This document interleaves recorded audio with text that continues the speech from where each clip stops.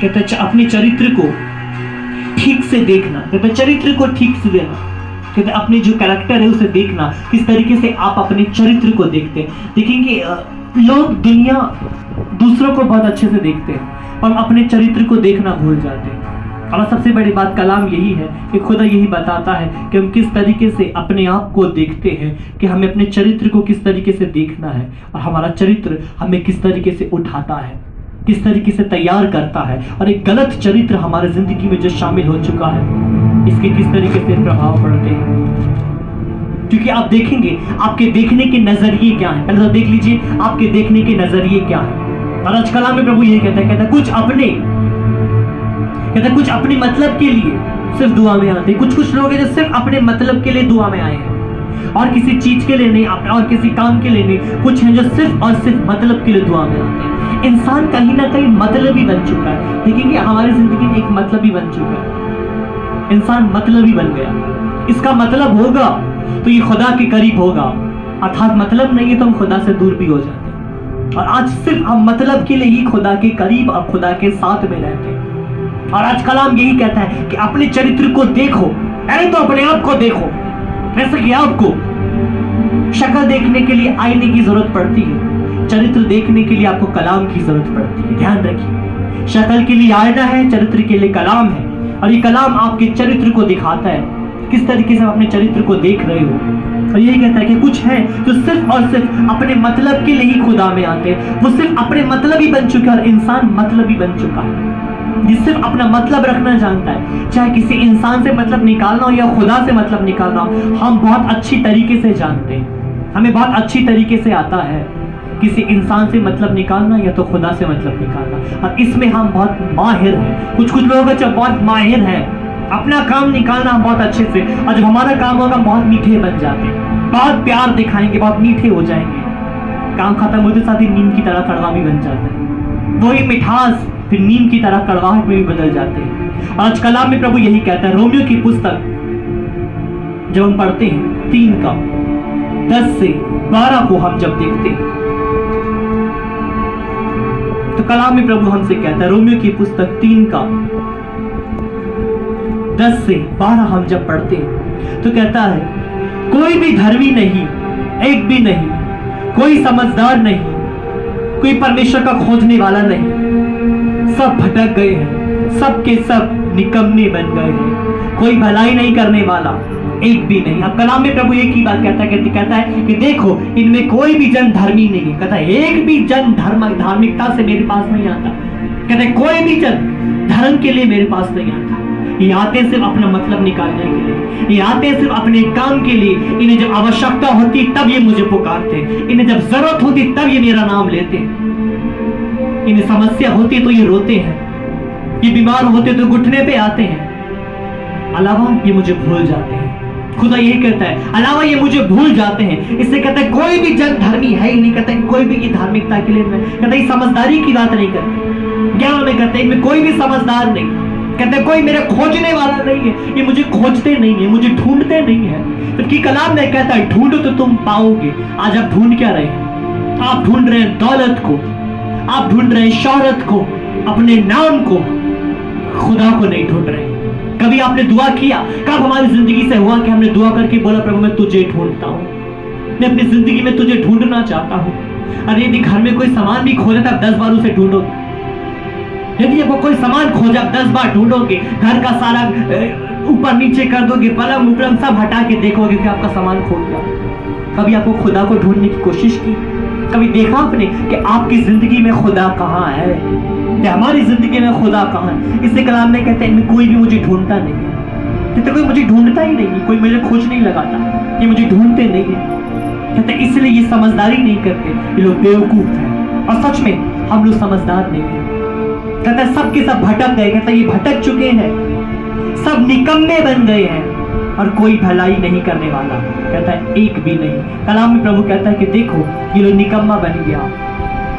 निकम्मा समझते जो कोई काम नहीं करना मांगता, सिर्फ अपने मतलब के लिए। आज कलाम में यही कहता है कि कोई भी समझदार नहीं। कहता है ये मुझे ढूंढते नहीं, एक भी नहीं। और कहीं ना कहीं हमने अपनी जिंदगी को सिर्फ और सिर्फ अपने मुताबिक और अपने मतलब के लिए हम खुदा को इस्तेमाल करना जानते हैं। कहता यदि वचन को कहता है यदि आप पे वचन का कोई प्रभाव नहीं पड़ रहा है, कहते वचन का कोई प्रभाव नहीं पड़ता।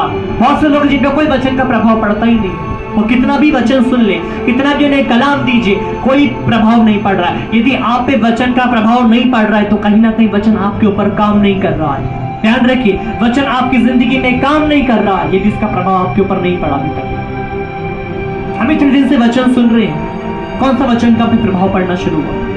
देख लीजिए क्या वचन का प्रभाव हम पे पड़ रहा है। प्रभु यही कहता है कि इनके ऊपर वचन का प्रभाव नहीं पड़ता, क्योंकि जब प्रभाव पड़ता दिखाई देता है, एक बदलाव दिखाई देते हैं, एक नया आचरण बन के बाहर आता है, एक नया चरित्र बन के बाहर आता है। और खुदा यही कहता है कि इनके ऊपर वचन का कोई प्रभाव नहीं पड़ता। कहता ये सब के सब भटक चुके हैं।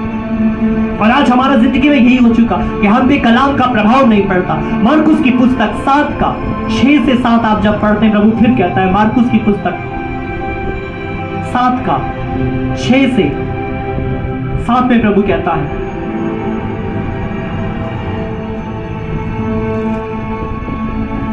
कहते हैं 7 का 6 से 7 में कहता है, यदि किसी को सुनने के कान हो तो वो सुन ले। जब वह भीड़ के पास से घर में गए तो उसके चेलों में से किसी दृष्टांत के विषय में उससे पूछा। कहते मसीह ने एक दृष्टांत देख के उन्हें बताया, एक दृष्टांत उनके सामने बताया, मनुष्य का अशुद्ध करने वाली बातें। कहता है कौन सी बातें जो इन्हें अशुद्ध कर देती हैं। आप जब देख रहे हैं मार्कुस की पुस्तक 7 का 6 से 7 में यही कहता है कि तो उसके शिष्यों ने यही बात को उसको बोला कि वो दृष्टांत हम कहते हैं यदि किसी के कान हो तो वो सुन ले। कहता पहले तो यदि इनके कान हो तो ये सुने। इनके दिमाग में बैठता क्या है? कहीं ना कहीं हमारे कान ये वचन सुनने के लिए तात्पर्य पे नहीं रहते। हमारे कान वचन सुनने के लिए उत्साहित नहीं है, दुनिया की बातें सुनने के लिए। ये दुनिया की बातें सुनने के लिए बहुत उत्साहित रहते हैं हमारे कान। मैं आपको बताना चाहता हूँ, हम दुनिया की बातें बहुत अच्छे से सुन सकते हैं, कलाम नहीं सुन सकते। दुनिया की बातें समझ जाते हैं, कलाम नहीं समझ पाते। आज वचन में प्रभु यही कहता है, कहता है आप वचन, कहता हम वचन समझना नहीं चाहते। सबसे बड़ी बात है इंसान वचन को समझना नहीं चाहता। देखेंगे आज आप वचन को समझ ही नहीं रहे। इससे कितने लोग हैं जो कलाम नहीं समझते, उनकी जिंदगी में कलाम ठहर नहीं रहा है, क्योंकि कलाम अभी तक आपकी जिंदगी में आके ठहरा नहीं। कहते यदि वचन के प्रभाव नहीं पड़ रहे हैं तो वचन आपकी जिंदगी में अभी तक ठहरा नहीं, क्योंकि जब परमेश्वर का वचन आपकी जिंदगी में ठहरेगा तो ये अपना काम करना शुरू करेगा, फिर आप समझेंगे। और कुछ लोग जो वचन को समझ ही नहीं रहे, वो समझ नहीं पा रहे खुदा कहना क्या चाह रहा है। उनके साथ वही बात हो कि बताते कुछ और है, समझते कुछ और है। दिखाते चांद है, वो देखते उंगली है। दिखाता चांद है, दिखता है, दिखाई उंगली देती है, क्योंकि हम समझ नहीं रहे।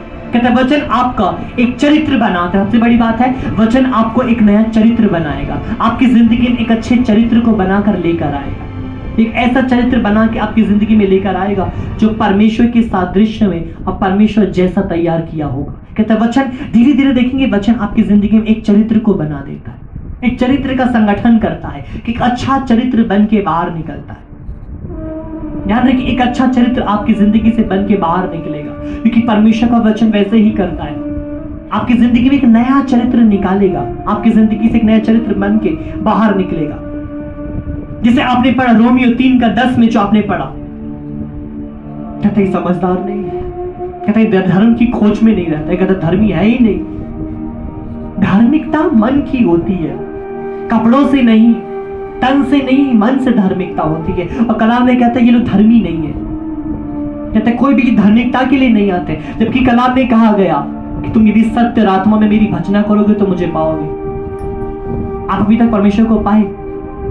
कौन सा घड़ी था क्या मैंने सच्चाई से खुदा को पुकारा? देखिए जिस दिन आप सच्चाई से पुकारते हो, बदन में महसूस करते हो कि प्रभु है, रोंगटा इंसान का खड़ा होना शुरू हो जाता है, लगता है परमेश्वर है, क्योंकि उस दिन आप सच्चाई से पुकार रहे हो। उस दिन आंखों से आंसू बहना शुरू हो जाते हैं, क्योंकि प्रार्थना में सच्चाई हो जाती है। फिर प्रार्थना आपकी जबान से नहीं रहती, परंतु आंखों से बहना शुरू हो जाती है।